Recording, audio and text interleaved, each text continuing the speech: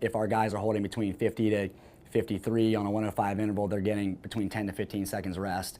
Likewise, the girls are between 53 to 57 or 58 and on 110 interval, so they're in that 10 to 15 second rest range as well. So when you're looking at your athletes, you know, it's definitely not a one size fits all. You know, some, you know, you may not want to set an interval. You just may want to go on a rest interval and say, all right, you're going to go 3 100s as fast as you can go on 15 seconds rest.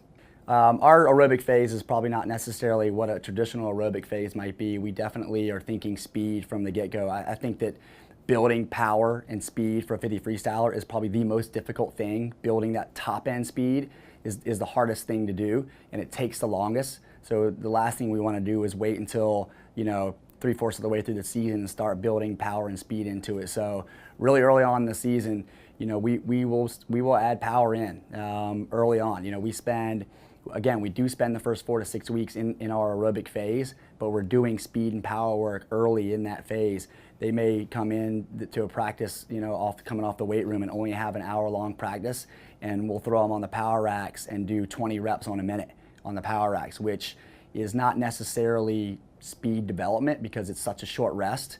And it's really taxing on them, but it's a way to get their, you know, that muscle memory back, the nervous system back and firing, and getting them think about being perfect technique with a lot of power work. So early on in our season, we will do, you know, 3-4 weeks in, we will add power work in. And like I said, one of the sets we'll do early on is 20 efforts on the power racks on a minute. You know, just trying to hold a certain time with a certain weight. And I'll talk more about that in another segment of what we're looking for on the power rack specifically. But we want to start that as early on as possible in the season. So as soon as they start looking like they're in pretty good shape and they've been in the water a little bit and they start kicking, you know, the aerobic will start kicking a little faster, we'll start swimming a little bit faster.